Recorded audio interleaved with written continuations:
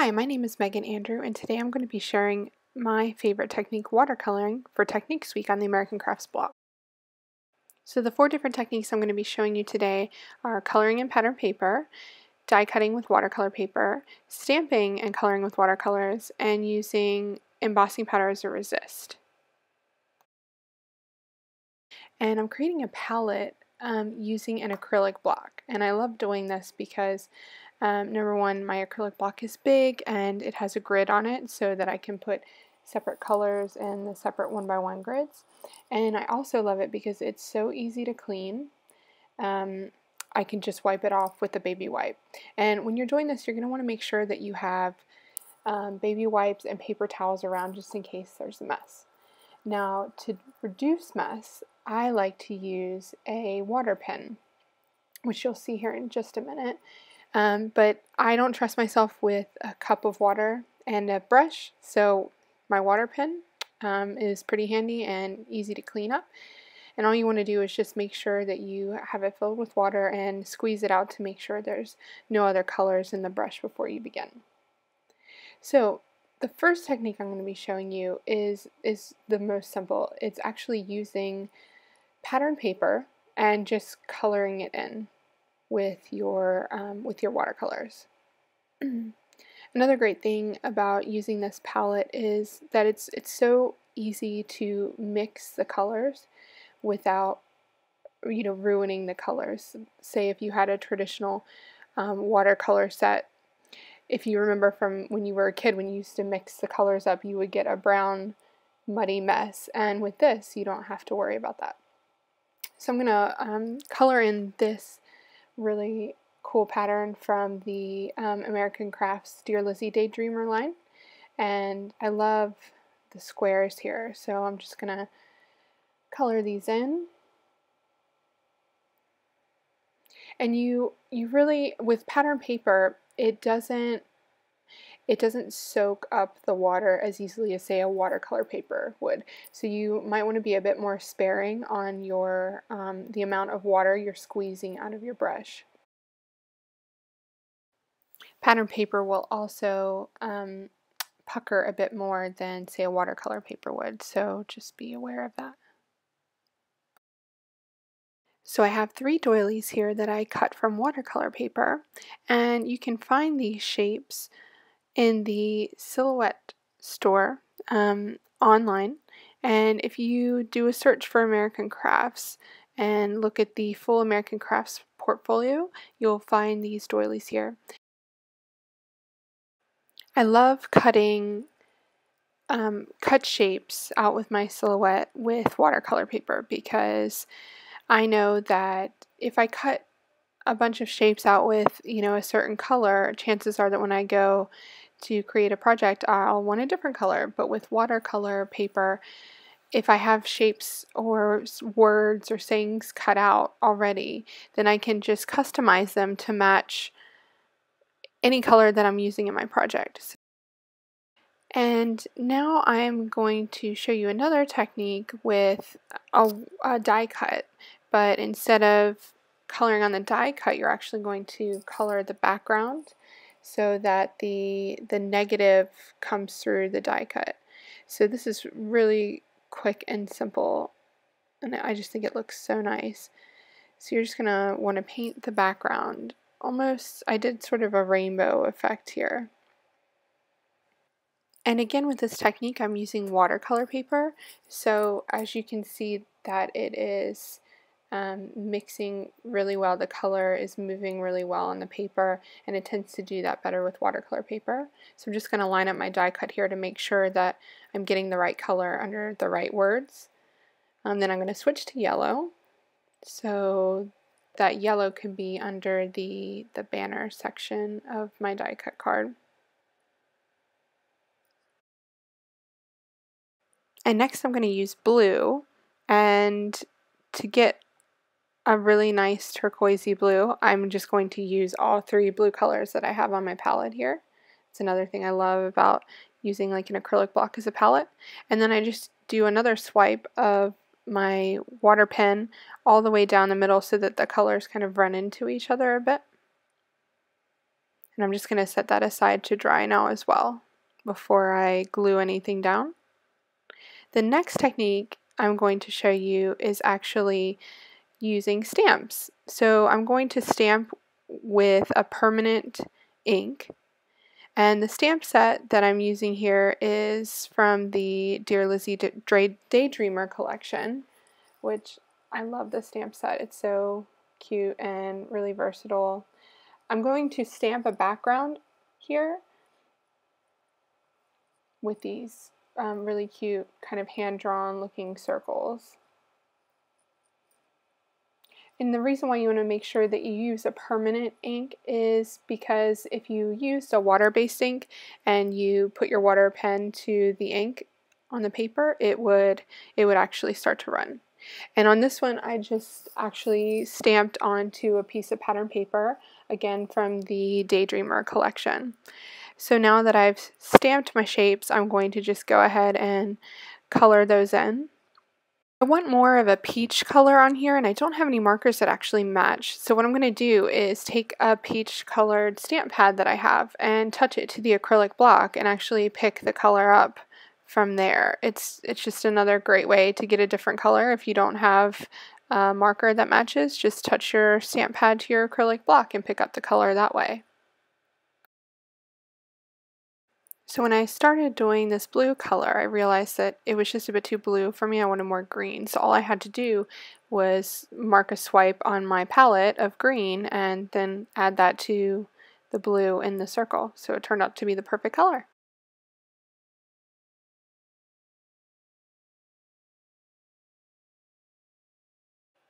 So the last technique I'm going to show you with watercolors is a resist using embossing powder.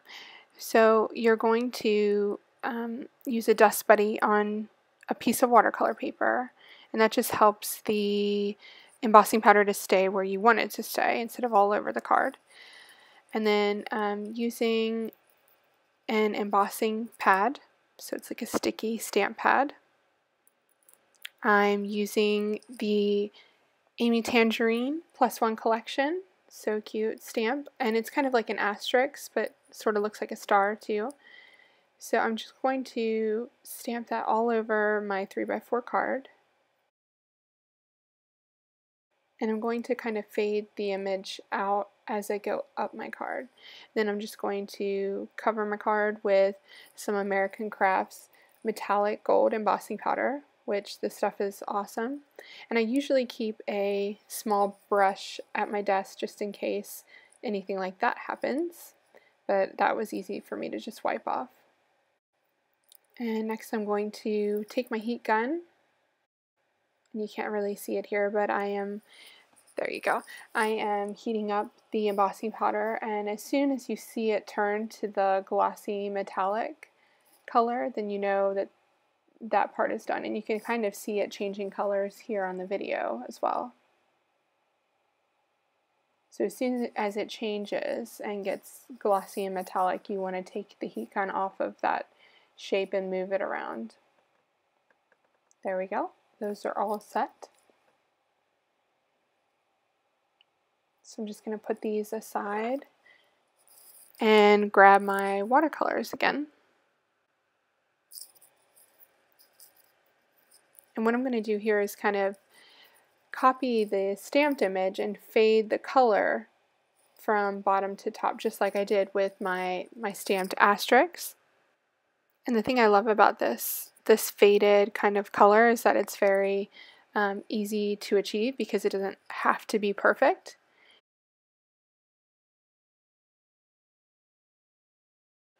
And once you're done laying your color on your card, you're just going to touch the embossed areas with a paper towel so that it takes any of the ink sitting on top of those areas off.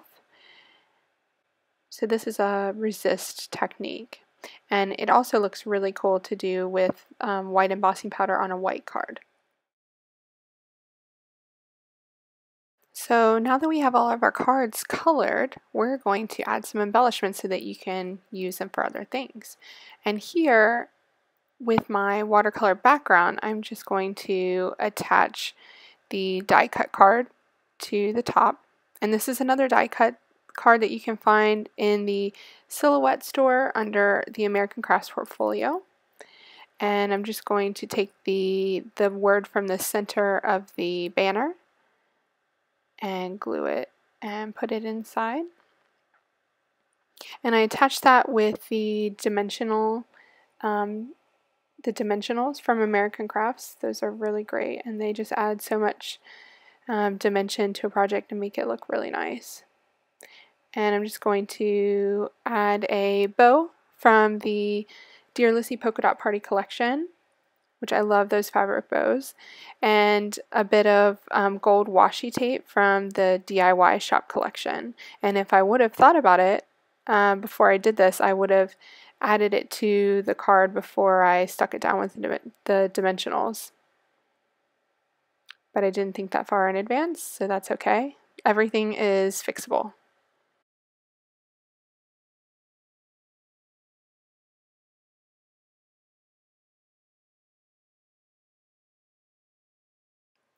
On this card, I love it as it is, but I'm just going to put a piece of flair from the Dear Lizzie Daydreamer collection, and I also have these awesome gold rub-ons also from the Daydreamer collection. And this little polka dot border at the bottom, I'm just going to cut out 3 individual little gold polka dots and rub those on my card.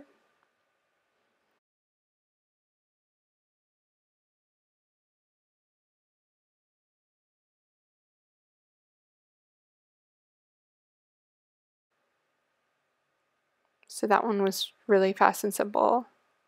Just little touches make a huge difference, and they're just so easy to do. On my doilies here, I'm just going to use some liquid glue to glue those onto the card.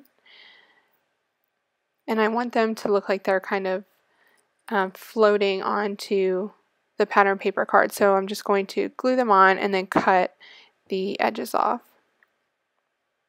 And I'm going to overlap them slightly as well.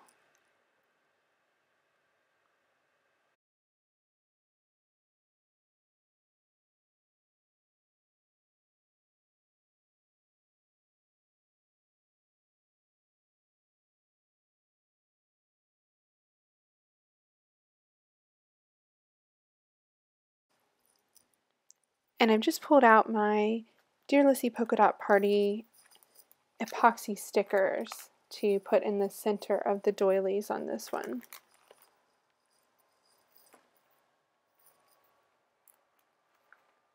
So that card's finished. And on my next card, I actually did a bit more watercoloring on this butterfly, and I cut it out in 2 different parts so that I watercolored the background and then did a die cut on top of just the white part of the butterfly. So I'm attaching the butterfly, which is also an American Crafts die cut in the Silhouette store. I attached the butterfly with some dimensionals, and I also used the magic sticker from the Dear Lizzy Polka Dot Party Accent and Phrase sticker book. And next comes my pattern paper card, and all I'm putting on here is a dimensional embellishment from the Dear Lizzy Daydreamer collection, and I'm also using a Daydreamer thicker with my daughter's initial to put in the center of the heart. At this stage, you could keep the cards as is and use them in your Project Life album or on a layout or a card. But I'm going to make a little mini album out of the cards, and what I'm going to do is print out 6 3x4 photos so that I can adhere to the back side of the cards. So I'm just going to punch holes in the top of the cards using the first card as a guide so that they are all in the same position.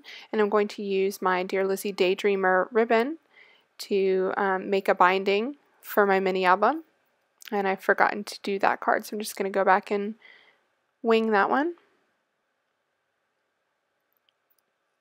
And then I'm just going to tie a bow here at the top. But you could also use a book ring as well if you wanted those cards to move around a bit more. And there's my finished little mini album. thanks so much for joining me for Techniques Week, and I hope this little video has inspired you to try watercoloring on one of your next paper crafting projects.